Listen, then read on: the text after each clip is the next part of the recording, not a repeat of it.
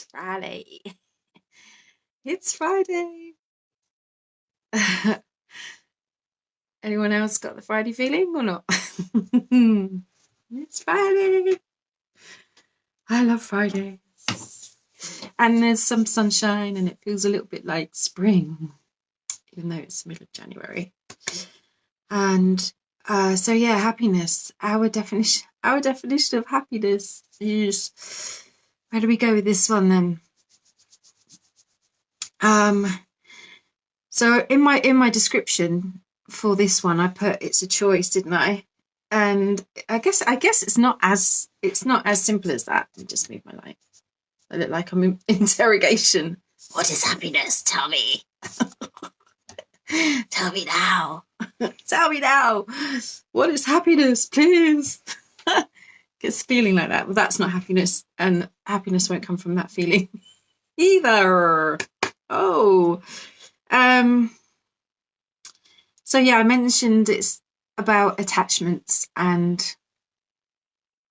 everything that we relate to in our environment. So we're in a situation now at this present moment in time where our environment has completely changed without our decision, without our control, without our permission. And so those things that we would normally identify ourselves with, those things that we would normally associate our who we are, what our identity is, has gone.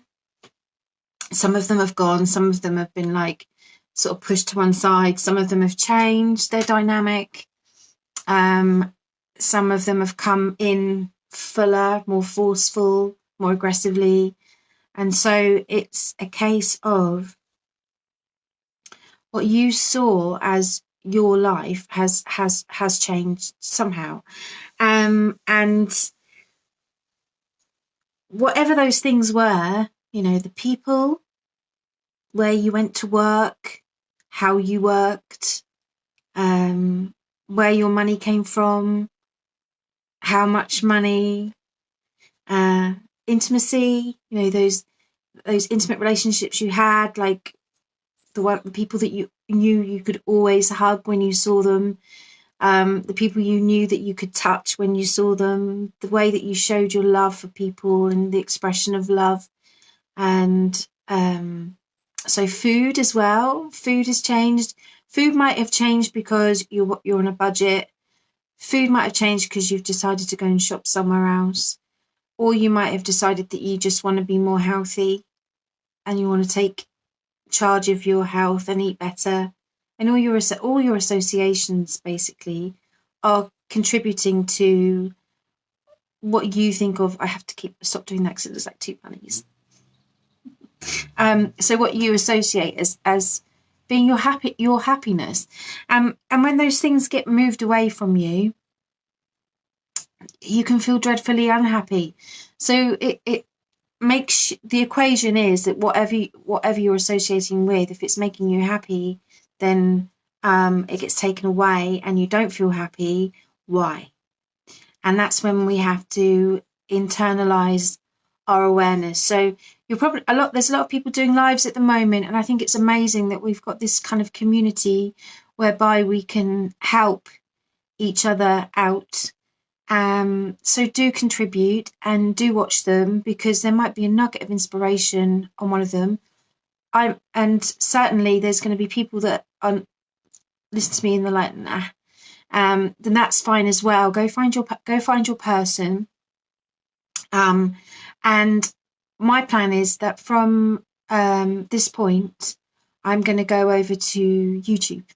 So I've got a YouTube channel and it's just statically, dormantly dull. It's not doing anything. So I need to work on that.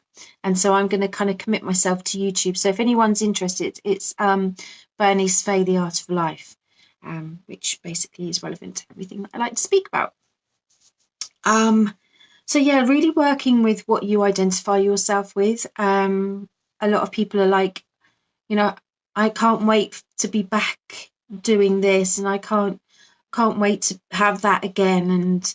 And so kind of putting yourself on hold until that time. I would say that this is a perfect opportunity to go in and reassess the relationship you have with yourself. Reassess the relationship you have. Like, what do you say to yourself first thing in the morning when you wake up? Whatever it is going to be the outcome of your day. So I don't get out of bed until I've affirmed with myself that I'm going to have the best day without putting any stress. I affirm it, then I let it go. I don't go around going, right, this is going to be a really good day, no matter what. That's not what I do. Because that's hard work. That's really hard work. So yeah, it's like thinking who do you think you are? Who do you think you are? And that's a big old question, isn't it? Who do you think you are? We tend to like associate who we are with what we've got, where we've gone, who we see, who we I mean, you are the sum total of the people that you hang out with, so that's relevant. The money we earn, everything. We kind of, those associations determine our happiness in this era that we're in now. So I would highly recommend just like taking some time, and I'm going to say this over and over again through all of these lives, is to write down what you're thinking and you're feeling. It's important to know, but at the same time, don't overanalyze it. Don't go in too deep that you find yourself spiraling into who am I? Because that is not healthy either. It's just a surface analysis of your feelings about things, and your soul, the bit that vibrates between your physical, is going to be looking for healing. So if you're feeling so uncomfortable right now with the changes that are occurring, and you feel under threat, then just write down why. Be that petulant child that's always asking why, but ask yourself why, until you're just blue in the face with whys, and it just brings up this sensation of release. Because when you do that, if you're covering up who you are deep down, on a level where everyone is, which is love, is joy, is internal awareness and happiness, and peace of mind. If you're just covering it up with stuff, and that stuff's been taken away, then sit with the discomfort. And I think I've said that a couple of times in my lives as well. So what happens is, in life, we get to a certain age and we've had a number of experiences. And if one of those or a few of those experiences have been traumatic, aggressive, if they've been something that has really shocked your system of being human, then they will anchor in, and we'll keep a record of them in our bodies. And what will happen is we'll get triggered. So what's happening at the moment is a massive trigger. It's a full-on global trigger. And what's happening as a result of that is we're boiling up to the surface. All of our, if you don't mind me saying, all of our is bubbling up to the surface. So you might be crying more, you might be feeling more upset about things, angry, less patience, intolerant, and that's just because stuff's coming up.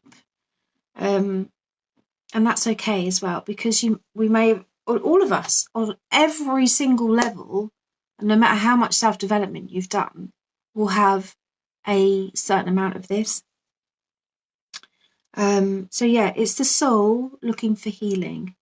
It's your soul side looking for some healing, because after all is said and done, and we move towards like the winter of our life, and we come to tipping point, then all those associations will fall away.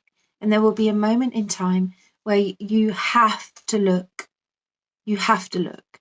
So kind of treat it as that moment in time where you like look at yourself and go, so this is how I'm feeling and why. And then if you associate it with things that have gone, ask yourself why. And just keep writing it down. And me and my team do this all the time. Like, why we do what we do. What is the reason we do what we do? And going forward, if you're aware of the essence of Aquarius and moving forward in this time, it's more about the thought process. It's more about communication.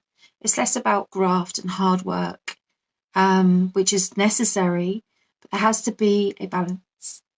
So yeah, I would highly recommend doing that. If you want some help, I will always help. And the triggers, the triggers that come up is essentially you're being poked. Like you're being poked, you're being triggered, you're being asked to reassess and look again at why that feeling has come up, why are you feeling angry right now? Why are you feeling upset right now? Why are you in tension right now? And it's our association of what we think things should be like. So I'd highly recommend, and I can't say that enough, just sitting down with a pad and a piece of paper and a pen and just writing everything down, because we haven't been taught self-love practices. School is kind of like manufacturing us to get out there and do a job, and we haven't taken a very good look at ourselves for maybe years. So the benefit of having this space is to come away from it as as a new version of you. So it's in fact very exciting because there's an evolution in this that you get to be part of, because everything is temporary. This will not last. And how you kind of move away. In the moment we're in the big squeeze, aren't we? It's the kind of the tight bit. It's the tight corner. It's kind of everything's coming in. But there's a release. There will be a release because that's how the universe works. So the space that you've been offered right now to sit and look at you and find and move into is a gift. So all of those things I mentioned at the beginning of the live, like the things that may have changed in your environment, people, where you work, your money, your intimacy that you have, your food and associations, all those things that you identified yourself with, we have a relationship with those things. So we have a relationship with food. What is your relationship with food? Is it balanced, or do you like just eat loads in one go to make yourself feel better and then feel guilty? Do you have like intermittent times when you just refuse to eat and sort of like deny yourself the gift of food? Find out what those things are, or you're in reward mode all of the time. There's 3 different types of relationships we have with things. One that is very lazy and easy, and it takes little effort. One is aggressively ambitious. So it's kind of like forced, it's predetermined, it has to be a certain way. And then there's one that lies just in the middle of that, which is the balance of the two. It's complete freedom on that relationship. So maybe take a look at, maybe pick 3 from people, work, money, intimacy, food, and associates, and see how you relate to it. If you're thinking about work and how much you miss it, what is it about it that you miss? And could you take those things and actually implement them into your life now, but differently? And that may create a different outcome. You might, you may have a completely different life in the next 6 weeks. Our feelings don't go away by us layering these addictions on top of us, suppressing them. They don't go away. They just come up more fiercely.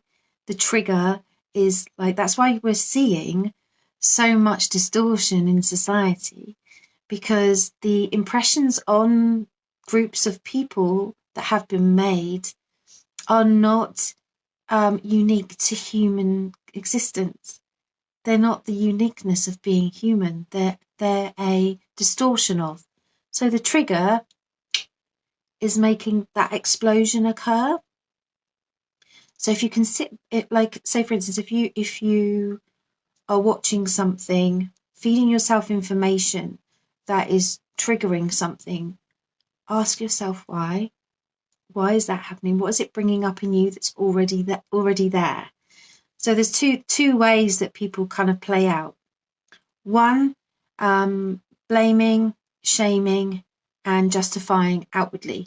Again, we're seeing a lot of that, aren't we, in the media? That kind of vocalization of inner disturbance is coming out, and you might be doing it on a. We can all do it on a much smaller scale, to our loved ones, to people. We're only seeing a few people at the moment, or talking to a few people, and they might be getting the raw edge of that. So just like taking a look at those things. I'll come back to that in a minute. And then there's the other version whereby we're internalizing our shame, internalizing our justification, and internalizing our blaming. So we blame ourselves, we justify ourselves. What was the other one? I always forget. Justify, blame, shame, and we shame ourselves. Not good, because that inward disappreciation of how you identify yourself as a human being is so toxic and incredibly unhealthy, and it can affect so much of how you are and how you feel in your health, in your well-being. And both of those will contribute to feeling unhealthy. So it kind of links then to the what we're being told is unhealthy outside of us. So we become more unhealthy, and it works in a molecular kind of chain reaction. So that's sitting back and away from those associations, and then sitting in appreciation of you being appreciating all of that stuff. Is such a skill. It takes time, but it has such a benefit for you as a happy human. So one of the task that excuse me, I was going to suggest, which I do, is write a love letter. So we're taught, aren't we? For a couple more minutes, and I'm going to go. We're taught that expressing love to another is likely to get us a response. So consider you're having a love affair with money. And how would you write to money? And this will make you realize how you associate with money. If you go to the cash point and you're like, oh my God, I forgot to check. Oh my God, I'm just expecting it to be there. Oh my God, I've gone into my overdraft. Imagine if that was a person and you were like, well, I've made this arrangement to come and get you, but I don't even know if you're going to be there.